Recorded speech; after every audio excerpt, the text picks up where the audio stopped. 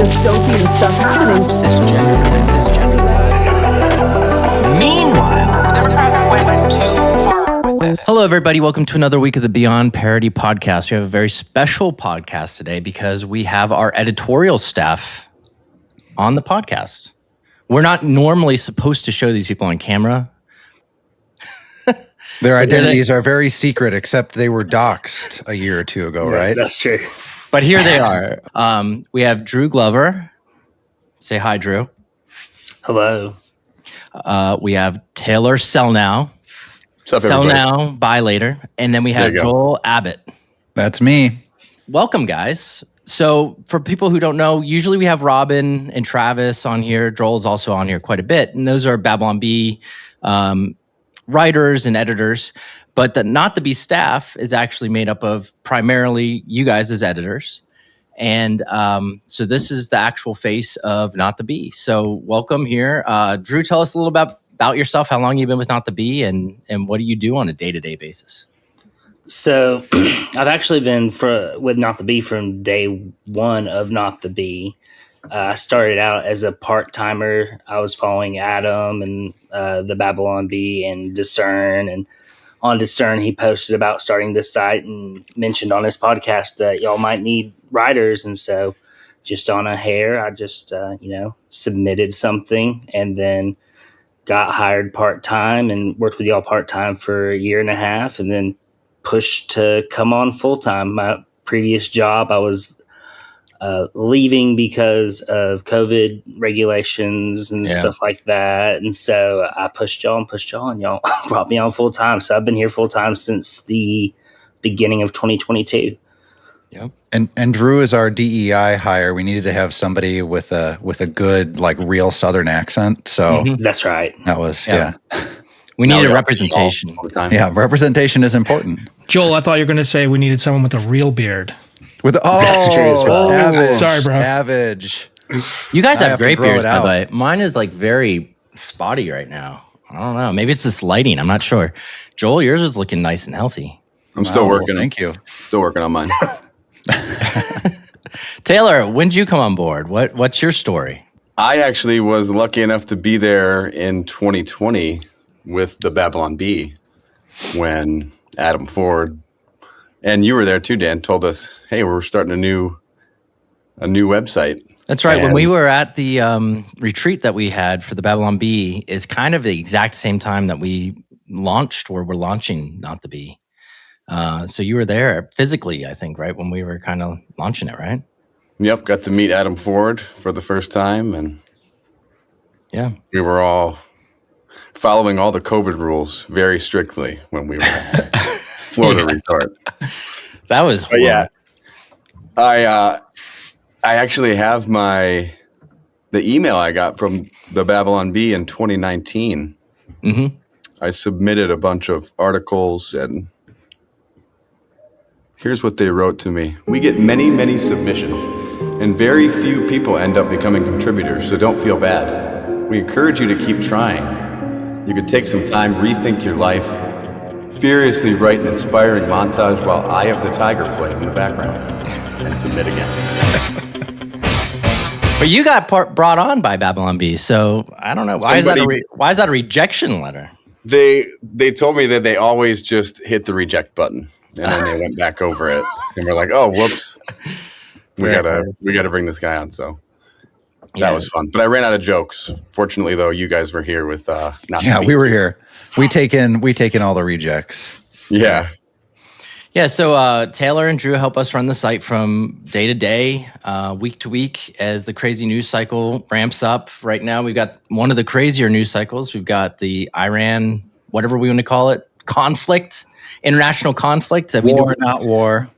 We don't want to call it war. I don't know. Going on. So, Joel, talk to us a little bit about the Iran war or conflict. What's going on, and where's this thing headed?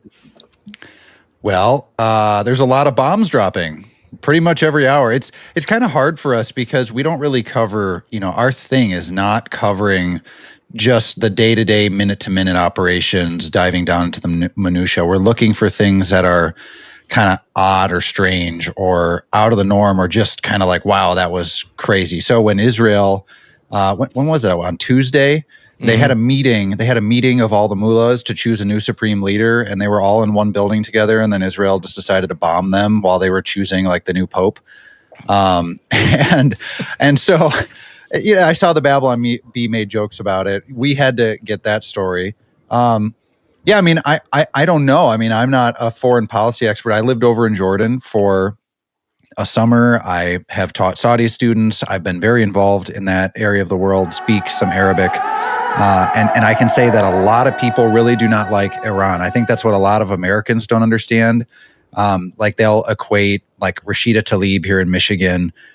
There's a lot of bad blood between the Sunnis and the Shias. And so most of the people in the Middle East, the majority being Sunni, are actually quite ecstatic that Iran is getting bombed. They're like, they're happy about it, right? In many ways. So I don't know. I think as a staff, we've talked about what's going to happen. Is this going to be a prolonged thing? Are they going to achieve their objectives and then back off?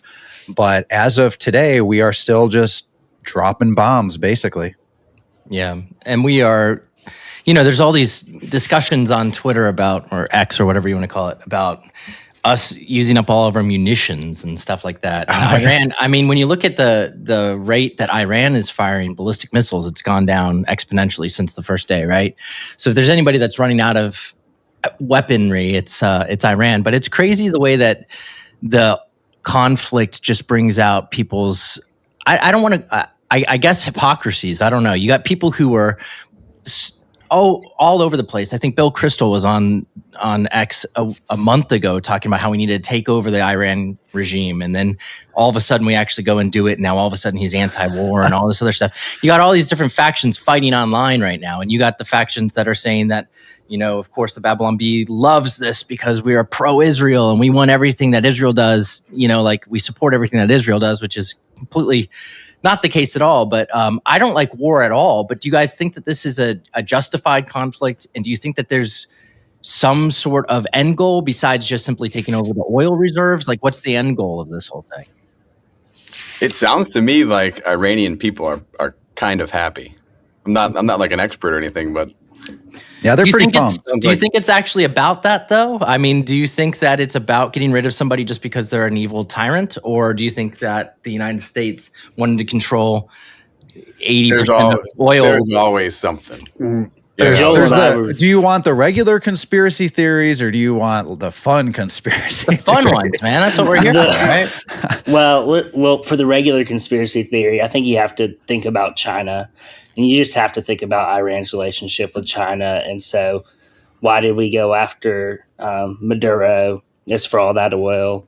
Why are we cutting off Iran so that China can't get all that oil? So I think we're all looking at the Middle East, but we're not doing this, I don't think, because, all because of Israel or something like that. We're doing it because we have interests, and those interests are, we're going to cut off a little bit of China's oil supply and those sorts of things. So it's a global conflict more than a regional Middle East conflict. That's not an unhinged conspiracy. I just think that's what's happening.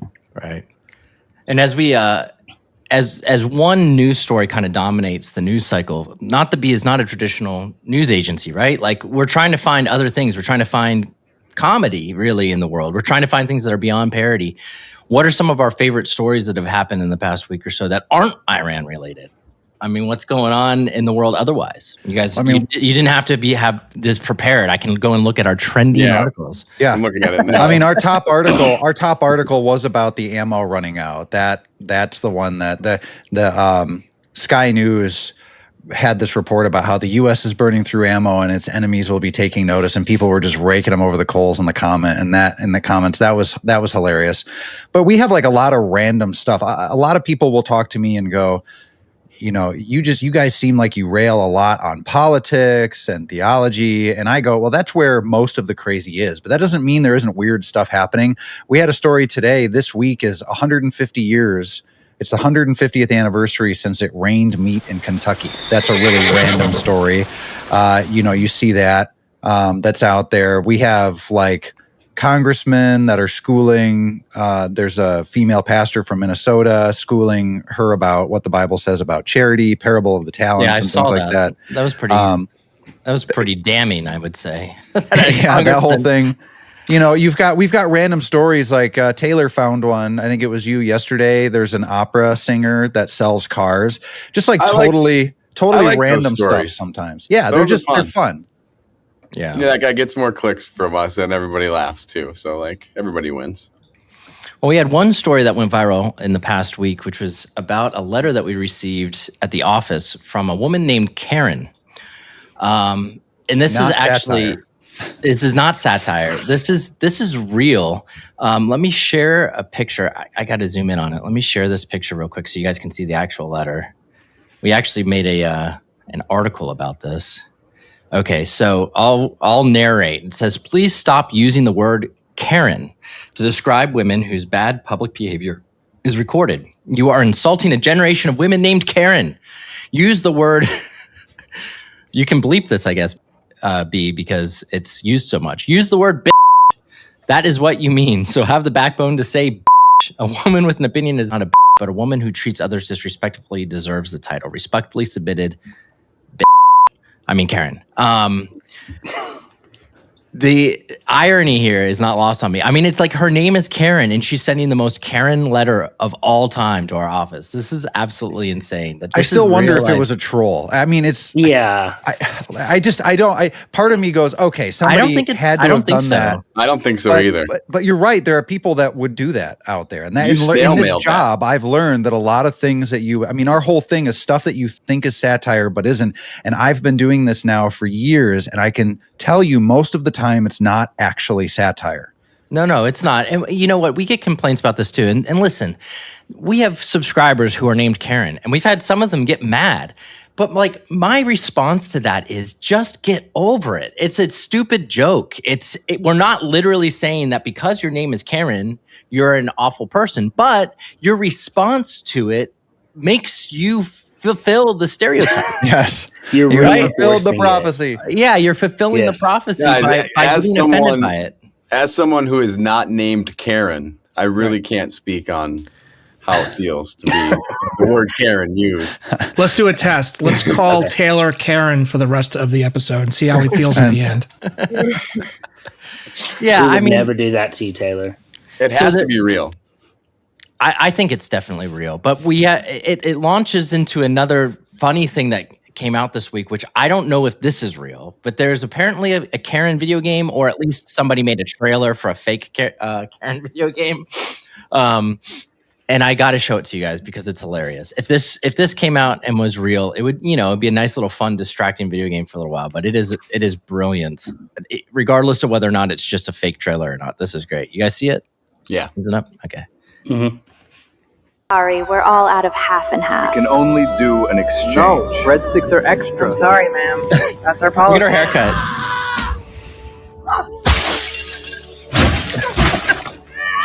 Simp Mobile. She's just wrecking this mall, just absolutely wrecking it. She's body slamming the employees. Are those dead bodies floating in the pool? What? Is she flooding the mall? It's Otto as a angry, short-haired, blonde Karen. My goodness. Live, laugh, love. That's Kool-Aid Man through the wall. All who remain will remember her name. Oh, jeez.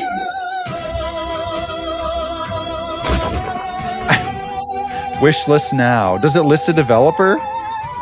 It says. I mean, it looks like a real. It's called Sauce is the developer. I don't know if it's real or not, though. Like, for instance, at the beginning, it says rated E for entitled instead of rated E for everyone. Like, I can't quite tell if it's real. Regardless, the work that they put in just to the fake trailer is awesome. I don't know if they would have used AI or whatever to do that, or if that's actually like Unreal Engine new Steam game coming out where you get to destroy things as a Karen. But I'll play it. It'll be fun. Where were all the rest of the BLM protesters in that video? That's a good question. Yeah, that's a good question. Karen, I'm sorry that you got offended, but I am not sorry for making jokes about Karens. It's just going to continue to happen. It is what it is, right? It is. Well, you got to have a word. Like somebody's going to have to be the butt of this, and it's just is what it is.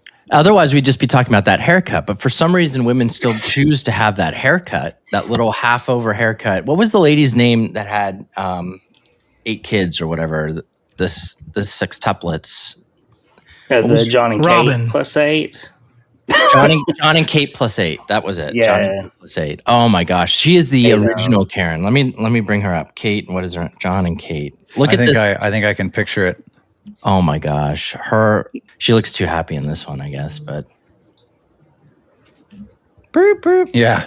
I do think it's funny that the term Karen, kind of like woke, I believe it originated in black like circles. It was slang that came out of that dialect. And I know that they've accused people like me, who are unfortunately white and male, of co-opting terms like woke. You know, you're using that word, but that was created by blacks and you're weaponizing it, and it's just another symbol of your oppressive fascism and the patriarchy. So I've thought about, is using the term Karen also evidence of my white supremacy? I don't know. Yes. I think that the answer to that question is always yes. Everything that you do is literally everything. I am breathing right now, therefore I am perpetrating white supremacy. Yes.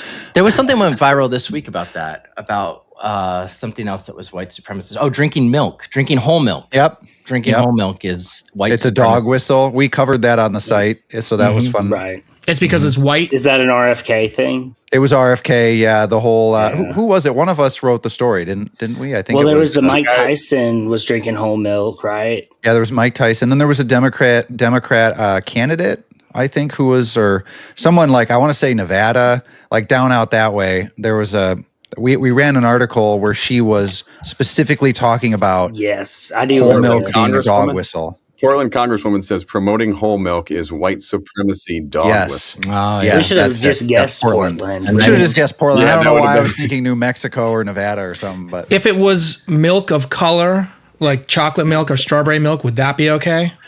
Are there other types I think of that reinforces milk of color? it as well. I love that. Is there anything besides like strawberry and chocolate that would be included in there? Like, do they have other flavors?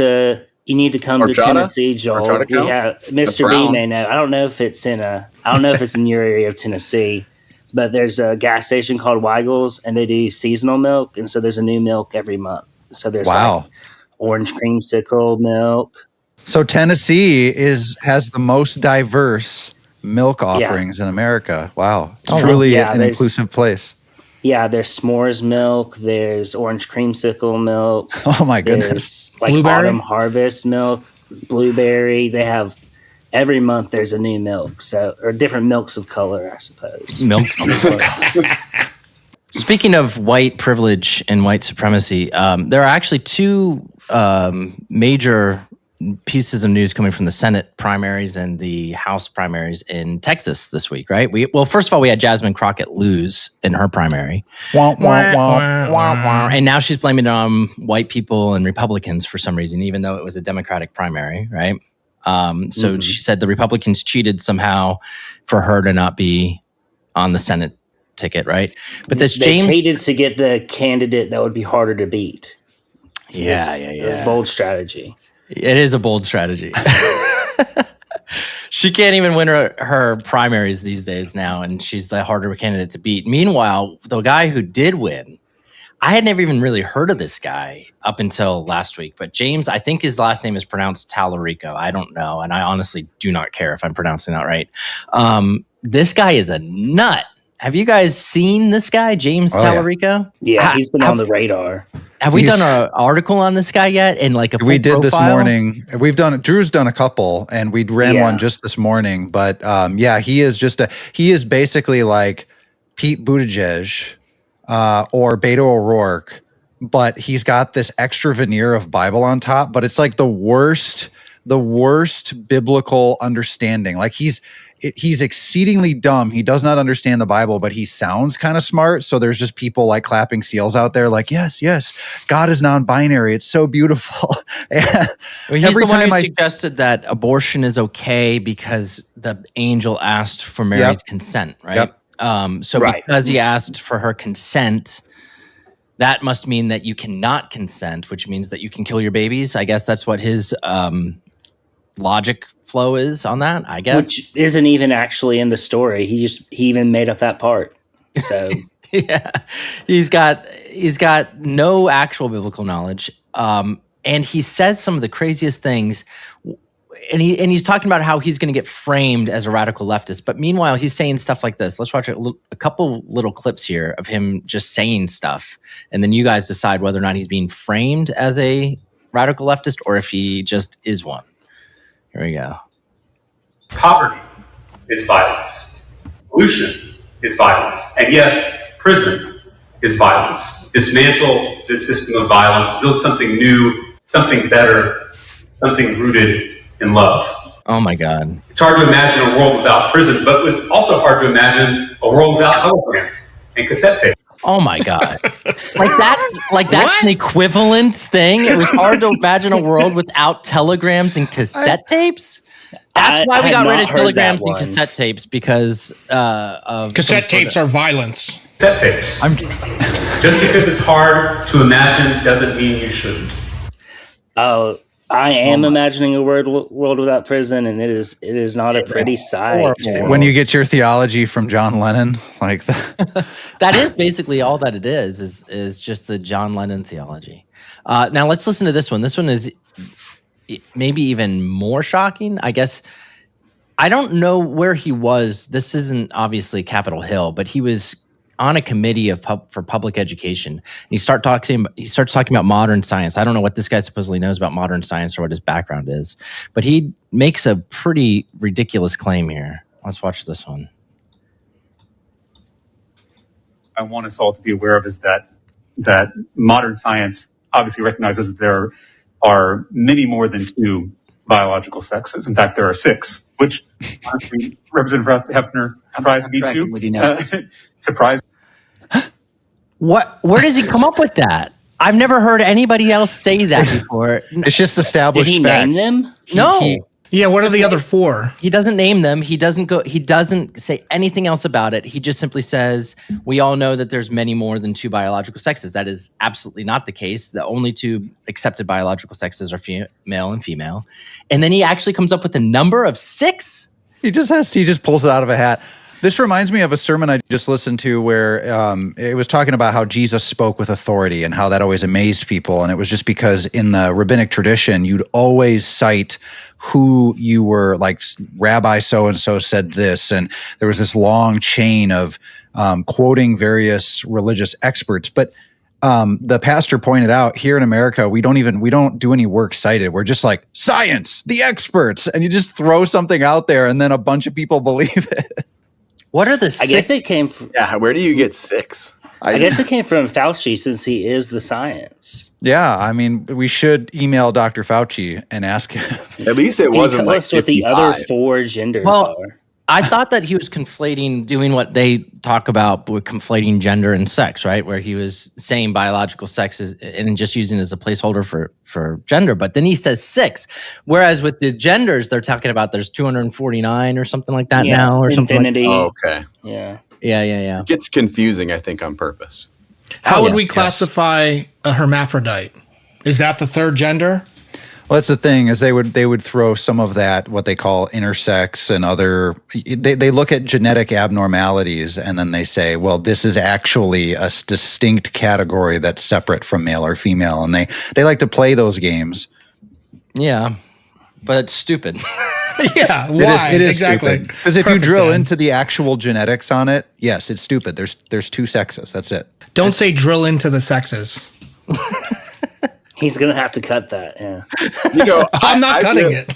I really think that the Babylon Bee for 10 years now, it has been, though, especially in the Trump years, like the Babylon Bee made it hilarious. All of this stuff. We just made a joke out of all of these things. And I do think that without the Babylon Bee, you know, hitting our culture, a lot of the jokes we make, a lot of the things that we are allowed to say now, we wouldn't be able to say. Well, I mean, Normalized it. the joke that led to the purchase of Twitter, that you could say, right, was a joke about gender. It was a joke about Rachel Levine being Man of the Year. Richard. Whatever. Rachel. I honor people's name changes, whether it's stupid or not. Like, if you actually legally change your name, I am obligated to call you what your new name is. I'm going to think about what I want to change my name to now. Karen. There you go. Well, Karen. Karen. It's already been decided.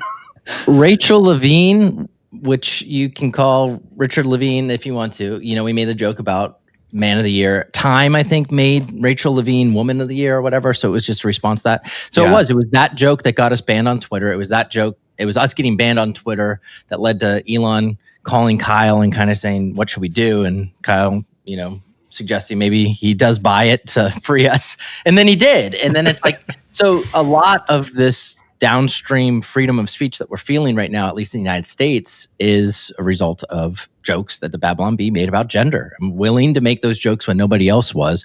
You know, I talked about this last week on the show. You know, Dave Chappelle made some jokes too, like that. He has turned out to not be like anti-woke in any way. In fact, he's turned out to just be another one of these people who just mimics and is a lemming for all of these talking points. But at the time, there was nobody else, I don't think, out there making jokes that had any reach at all besides the Babylon Bee and Dave Chappelle about gender. And then Ricky Gervais got into it a little bit too. But there was really not that many people out there willing to speak up. It's one of the most insane things that's ever happened in the history of mankind, I would say, this gender dysphoria as a whole. Like, there have been horrible things that have happened in mankind, but like just the COVID hysteria and the gender dysphoria situations have been like eye-opening to how ridiculous humans can get when there's groupthink involved, right? Well, it's crazy. It's like 10 years later now, as we started to make these identifies as jokes or whatever. And now you got like SNL or The Daily Show or just liberals in general, you know, making identifies as jokes or throwing gay jokes into their comedy. And it's like, where have you guys been? They weren't allowed to be funny. That was the thing, is that, you know, there was too much at stake at that time. Now there's not so much at stake, and so they're willing to make the joke again, right? That's really what it comes down to. When we made that joke and we decided not to take it down, you know, the decision was explicitly made that making the joke was much more important than continuing to have a presence on social media, which was, you know, it's the main lifeblood of our business, is, you know, posting to Twitter, posting to Facebook. At the time, we were getting banned from Facebook, I think, like every other week or something like that too. So no matter what we said, in fact, we're still kind of like that, Joel, right? We still have to kind of pre-censor ourselves on all of these social media platforms. Maybe not quite so bad as it used to be, though. But again, that's all downstream of the decision that Elon made to buy Twitter, right? Yeah, I mean, Zuckerberg, I feel like, has chilled out a little bit. He's become like an American bro, just going to the White House, kind of he's trying to be in the good graces of the Trump administration. So we've had less issue, but we still have to on Facebook. For example, I think Taylor, you wrote a story about trans men they were transgender. There was this whole thing about an international women's event or something to that effect that was being put on by transgender individuals who are biological men. And so the whole thing was that, you know, you're having this Women's Day that's being hosted by men. And so on Facebook, I just had to change that. And I had to say, you know, it's being hosted by, well, you know, because if I were to say that those people are men, which they are, and just have the hard-hitting joke, we can keep the headline on our website. Most of the time we can run things on X, no problem now. But on Facebook, we still have to be careful, because you just don't know if somebody takes an issue with that and they just give you a permaban. Well, there goes your business. Right. Which leads me to one more little public announcement. Like, we really need help and we really need support. If you're watching this video right now and you're still watching and you're interested in what we do at Not the Bee and what we do at the Babylon Bee and are thankful for the stand that we took, like, we really need help with growing our channel. We still face issues of being, you know, held down in algorithms and stuff like that on YouTube. It barely shows our content to people at all. They are the worst. So if you can like, comment and subscribe to our channel, like, and get the little notification icon set so that you get, notifications next time we publish videos. It helps us so much because we are trying to break through the algorithm, but we're constantly fighting on Facebook, Instagram, and YouTube especially. I would say even still a little bit on X. Like, there's just certain topics that if you talk about even on X, they still kind of get lowered in the algorithm. I think it's all because of advertising. Is where the advertising dollars are willing to go and not willing to go. We just discovered this week that through our own little research, we aren't generating any ad revenue off of our YouTube videos at all when they're hosted on our website, Not the Bee, which means that our website, Not the Bee, has been blacklisted by YouTube for advertising. So we have been identified by YouTube, by Google, as being not appropriate for advertising. So our videos are no longer generating ad revenue, whereas they used to be. But they have since taken that away from us. So not only are they holding us down in the algorithm, they're also not letting our video get shown, this is insane. But like, this is the world that we still live in, just because we speak and profess biblical truth, we speak and profess conservative principles. This is all still going on, which is insane. But I don't know that there's ever going to be an end to this either. I think that it's just kind of, we're going to have ebbs and flows of when it's a little bit more oppressive versus not, right? Depending upon who's in power.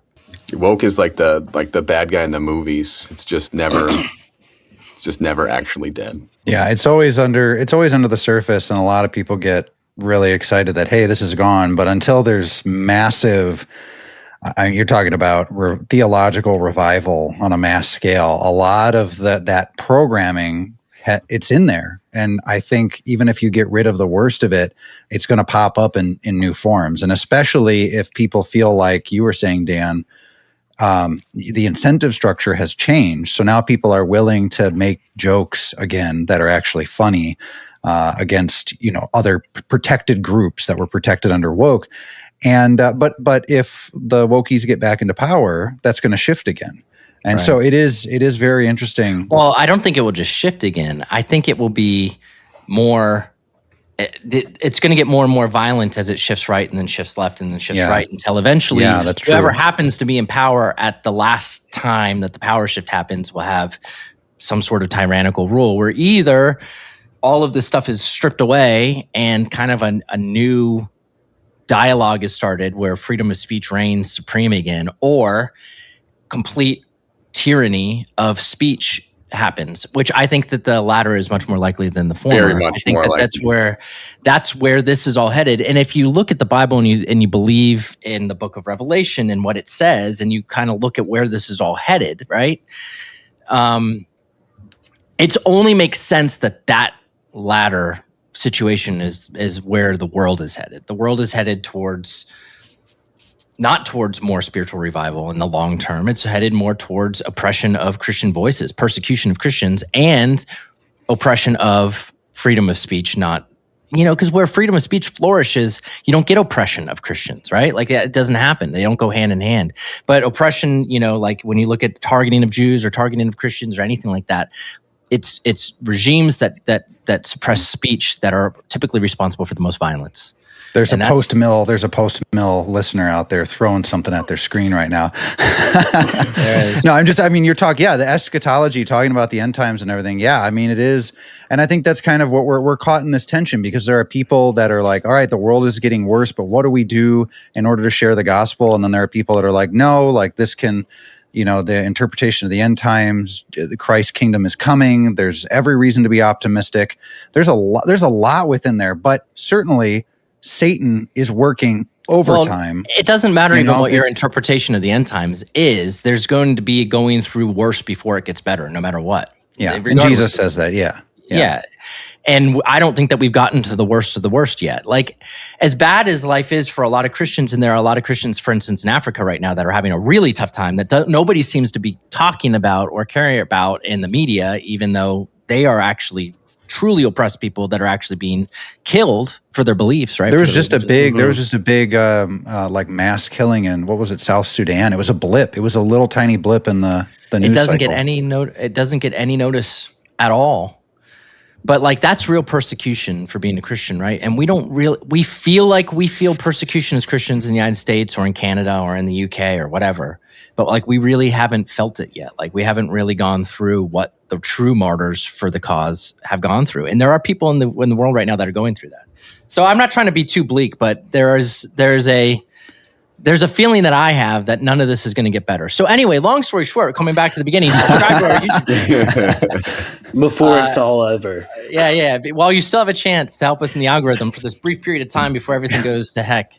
I watched a movie with my son last night that he thought was the worst movie ever made, which I do not agree with him at all. I think is one of the better movies ever made, which is Planet of the Apes, the original. Oh, so good. I love that. He was like, this is the stupidest thing. But there's some really weird cinematography and like scenes in that. And I'm going to show one. We'll see how we can cut this up because it's 19 seconds long on YouTube. So I'm going to see how we can actually show this. But this is like one of the weirdest shots in cinematography history. It's right after they landed on the planet. And I guess Charlton Heston looks back at his like comrade who's burying a flag and laughs for some reason. And it's like the weirdest thing. Oh, I love it. Hold on. Yeah.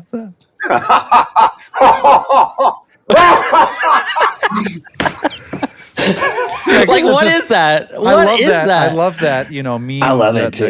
The GIF reaction. But yeah, it's Joel, hold on, guys. I got one for you, Joel. I want you to do that laugh, and I'm gonna in post zoom in and go above your head. Go ahead, go for it, Joel. I can't do that.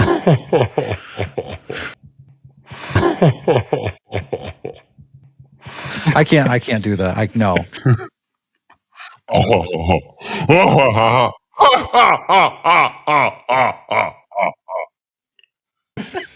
Anyone else want to give it a try? That's all right. Embarrass myself on YouTube. And what's the famous line, Joel? Since you look like Charlton Heston, what's the famous line at the when he speaks to the apes for the first time? Well, he goes, damn them, they blew it all up, right? No. Get your hands off me, your paws off me. Get your damn hands off me, you dirty ape. No, get your paws off me, you damn dirty apes. There it is. Yes, that's it. Get your paws off me, you damn dirty apes. I'm with Dan there. I love Planet of the Apes. The original I love it. one. It is a generational thing, though. I mean, we all know who Charlton Heston was, and I mean, if you're just growing up and you're watching that movie and you're totally divorced from any knowledge of Hollywood past, then my son asked me, he's like, did they even try? He's like, did they have a budget? He asked me these questions. He's like, I know they didn't. He's like, I know they didn't have computers. Yeah, he's like, their makeup is so bad though in Planet of the Apes. It really is like it's like a local play is really what the quality of it is. What do you guys think about that, by the way? Elon's fixation on by the end of 2026, this is the way I interpret it. Nobody's going to have a job anymore and money won't matter anymore. Oh, yeah. It's like by the end of 2026. I'm like, what kind of... Isn't he trying to do some sort of payment service, though, with X? Yes. I would assume that's where he would want to go back to. I saw a credit card or something on. No, there's like a debit card. Yeah. He's launching that, and they're transitioning a lot of their manufacturing to be robots, even over cars and stuff like that. So they're headed towards this world where human labor is replaced, right? And a lot of jobs right now, I think, are a little bit at risk. Front end web developers and stuff like that. Like, there's not a huge need for that service anymore, right? But this idea that you're just not going to be money anymore just because labor is cheap doesn't make any sense. Like, there's still going to be a penthouse suite overlooking, what is it called, Central Park in New York City, right? Like, there's still going to be a $100 million penthouse suite. Who's going to own that? Jasmine Crockett. It's like, it's not just going to be some random person. It's going to be a person who has something that somebody else doesn't have. What is that thing that they have that the other person doesn't have? I guess maybe it could be social credits instead of money. I guess there's so much like sci-fi. I'm even thinking of the sci-fi series The Expanse, which was really popular a few years back. And there's like 10 billion people on Earth, and we've colonized the solar system. But most people on Earth don't have a job, and they're all angsty, and so they kind of just want war, and everyone wants off the planet. And but really, what it is there is a lot of Marxist thinking in there. It's also like Malthusian. I mean, back in England, back in the 1800s, there were a lot of people saying, well, we have to keep the poor masses employed. We can't automate things because if we automate these factories, we start doing X, Y, and Z. Like, where does it end? They're just going to be unemployed. They'll be standing around. They'll be doing nothing. They won't be productive. And of course, there was tons of modernization that happened. And look, we all still have jobs. There's new industries that are created. If you study the theology of work, God has made us to do things, to work. We cannot sit around. There's a reason why a lot of people die within 5 years of retiring. When you no longer have that purpose, that value, that thing that you're doing, it's work is integral to the human spirit. So when Elon says, yeah, my robots are going to make work and money obsolete, I'm like, no, I don't believe that actually. In 100 years, it's going to be the 1980s all over again. Yeah. Put me on ice and revive me like Walt Disney. On that note, is this your way of bringing us on to let us know that our jobs will be gone in a month, Dan? Don't forget to click and subscribe. This is a public firing. Wow. Drew, when was the last time you saw Taylor in person? Because he's not real. That's AI, bro. Oh man, that was here in Florida. It was in Florida. Yeah. That was it. That was like a year back, though. So, I mean, if Taylor doesn't show up to our bee gathering that's happening later this year. Wait, this was the crew from Captain Charlie's, right? We were all there. Okay, okay. Yeah, it was the 4 of us plus you, right? That's right. It was just 5 of us? Yeah, we went to the Tiger, is it called the Tiger Golf League? TGL, whatever it's called. That was pretty fun, right? That was really fun. Yeah, it's right here in Palm Beach Gardens, Florida, Jupiter, Florida, where our headquarters are at for the Babylon Bee. We can go watch indoor golf. Who would have thought? The way they moved that green. That's like that was really cool. Yeah, that's fun every time. Yeah, we all got to be on ESPN at the end. That was fun. Mm-hmm. We're famous. We're famous. I was spectator number 345. All right, now let's watch something. We've talked about stuff that's wholesome and good so far. Let's watch something disturbing. All right, let's do it. Yes. Here. We have a blue hair breakdown every week. This is our pink dress breakdown this week, and this is frightening. Here we go. Oh man. Oh, I wasn't prepared for that. It's bad already. I don't know how many trans teachers there are, but I'm one. And I'm pretty visibly trans. My students know I'm trans. Parents know I'm trans.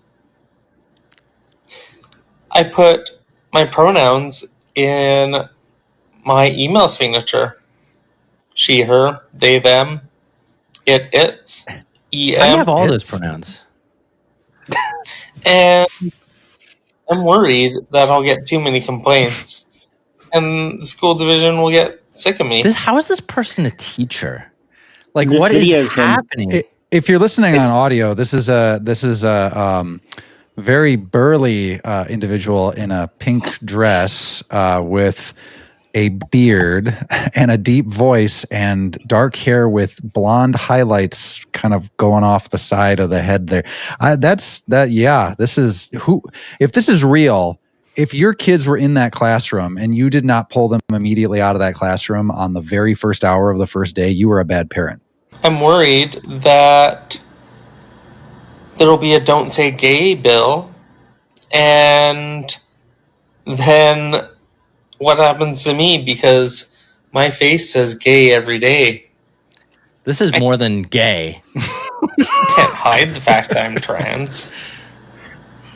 He can't hide the fact that he's trans. Actually, he could. He could take the dress off and take the makeup off, and then he's hiding the fact that he's trans. And my voice maybe don't match up in some people's eyes. I just don't know what to do as a trans teacher.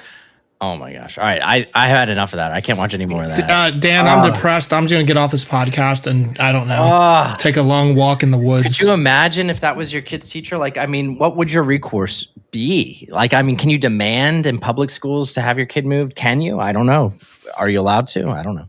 So going from one crazy person in the Midwest or Northwest to another, let's talk about Tim Walz. And he went to Congress this week and was grilled on fraud, and he did not do well at all. In fact, I don't understand how people can come out of these types of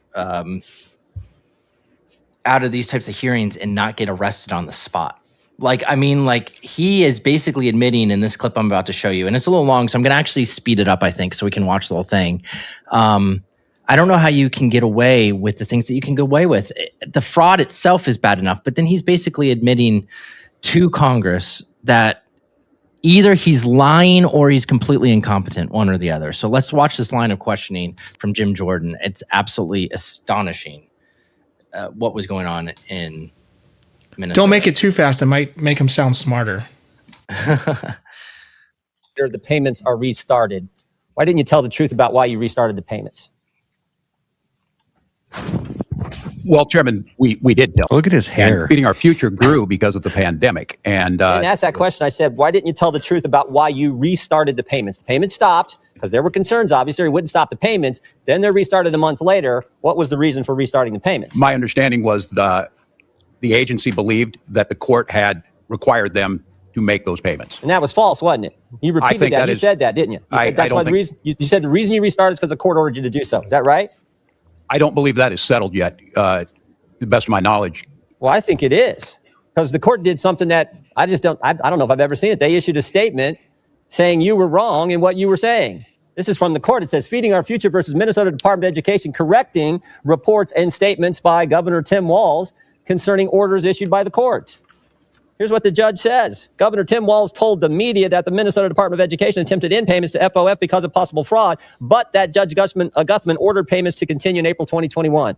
Next sentence. That is false. So you said something that wasn't true. He further states this. Judge Guthman, the court says this. Judge Guthman never ordered the Department of Education to resume payments to Feeding Our Future in April 2021 or at any other time. Look at his face here. Like, I mean, there's no defense at all for this, right? Like, he lied about it. The court issued a statement calling him out, saying that what he was saying was not true, and he's being grilled about it on Capitol Hill, and there's no defense. His only defense that he comes up with is, I don't believe it's settled. That's what he says. And that's not what the lawyers told me. So I want to know, why didn't you tell the truth? Congressman, the attorneys at the Department of Education interpreted that differently. Both of those judges are no longer on the bench, and I think that interpretation. The very first sentence, the first 7 words. This is not some unnamed source talking to the New York Times. This is not some anonymous source talking to whatever your Minnesota Star Tribune or whatever your paper is. This is the court speaking. First sentence, first 7 words. Due to inaccurate statements by the governor, Ramsey County District Court judge has issued and authorized this following news release. That's pretty straightforward. So the court's lying?